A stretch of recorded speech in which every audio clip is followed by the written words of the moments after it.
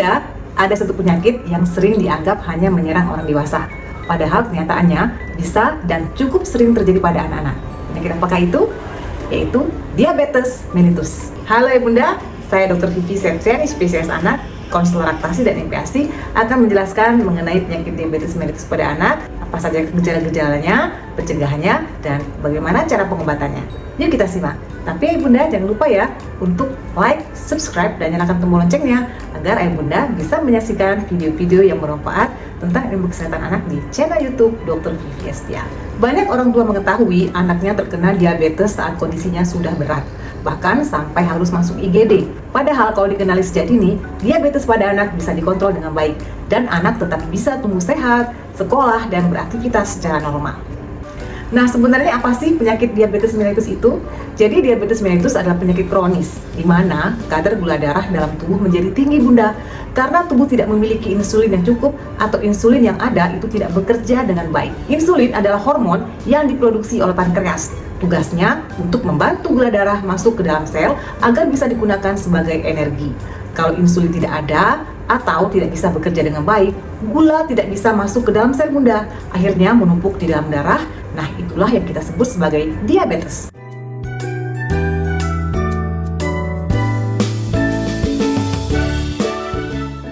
Apakah gejala-gejala penyakit diabetes mellitus ini? Jadi pada anak itu seringkali tidak disadari karena tampak seperti keluhan biasa. Nah, yang paling khas adalah yang kita sebut sebagai 3P. P yang pertama yaitu poliuri, artinya anak jadi sering buang air kecil, termasuk anak yang sudah tidak ngompol, tapi tiba-tiba ngompol lagi. P yang kedua yaitu polidipsia, artinya anak jadi sering haus dan minum terus-menerus. Yang ketiga, polifagi, artinya anak sering lapar dan makan banyak, tapi berat badannya justru turun. Selain itu Bunda, ada juga gejala yang juga perlu diwaspadai. Misalnya berat badan turun tanpa sebab yang jelas, lalu anak tampak lemas, cepat capek, nafas berbau seperti buah atau aseton, mual dan muntah, kemudian jadi perut, pandangan menjadi kabur, kemudian adanya infeksi berulang seperti sariawan atau infeksi kulit, dan luka yang sulit sembuh. Pada bayi, kadang terlihat sering rewel dan popoknya cepat penuh karena sering pipis. Nah, Ayah Bunda, ada satu kondisi yang sangat berbahaya yang disebut sebagai ketoasidosis diabetik. Kalau anak tampak sangat lemas, nafas cepat dan dalam, muntah terus, mengantuk berat, atau sampai terjadinya penurunan kesadaran, itu adalah tanda gawat darurat dan harus segera dibawa ke IGD yang merupakan gejala-gejala dari ketoasidosis diabetik.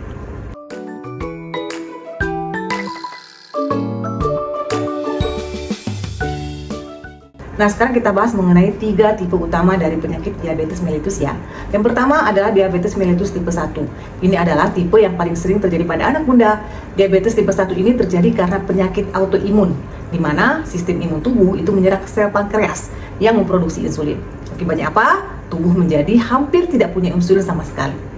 Diabetes mellitus tipe 1 biasanya muncul secara tiba-tiba dan anak harus menggunakan insulin seumur hidup.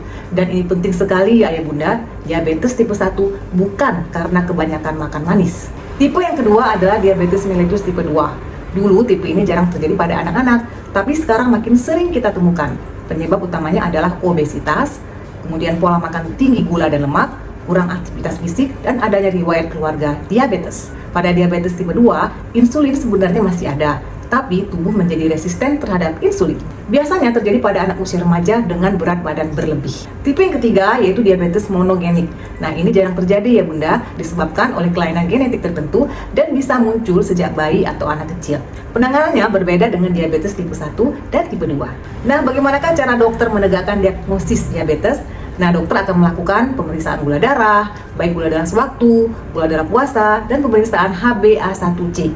Kadang juga diperlukan pemeriksaan antibodi atau C-peptide untuk membedakan tipe diabetesnya. Kemudian, urin atau kencing juga bisa diperiksa untuk melihat adanya gula dan ketong.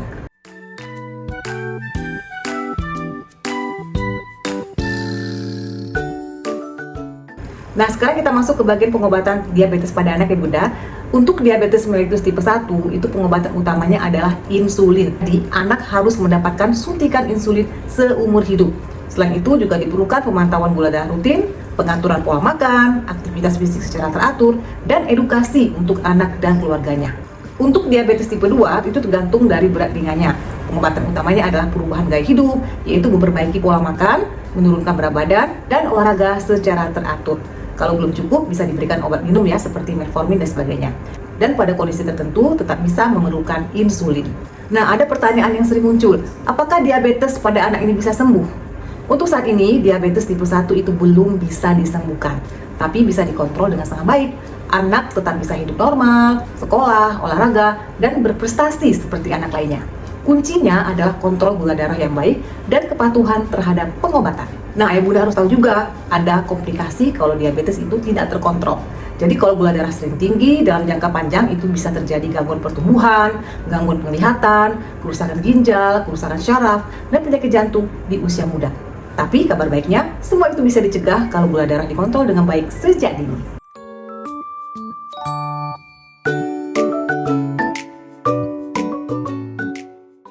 Nah, sekarang bagaimanakah pencegahan agar anak tidak menderita penyakit diabetes? Nah, untuk diabetes tipe 1, sampai saat ini belum ada cara pasti untuk mencegahnya karena faktor autoimun tadi ya bunda. Tapi untuk diabetes tipe 2, ini yang bisa kita cegah bersama, yaitu dengan menjaga berat badan anak tetap ideal, batasi minuman manis dan makanan ultraproses, perbanyak sayur bunda, buah, protein dan serat. Kemudian biasakan anak aktif bergerak minimal 60 menit setiap hari. Lalu batasi screen time, pastikan anak tidur cukup, dan yang paling penting, orang tua harus memberi contoh pola hidup sehat di rumah. Nah, pesan saya yang penting untuk ayah bunda, kalau anak sering haus, sering pipis, berat badan turun, tampak lemas, atau mengompol lagi padahal sudah tidak, jangan dianggap sepele. Segera periksakan gula darah anak ke fasilitas kesehatan terdekat. Semakin cepat diabetes ditemukan, semakin baik hasil pengobatannya. Nah, demikian ayah bunda video saya tentang penyakit diabetes mellitus pada anak.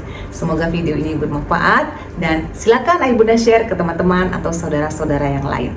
Dan selamat menyaksikan video-video saya selanjutnya. Wassalamualaikum warahmatullahi wabarakatuh. Salam sehat.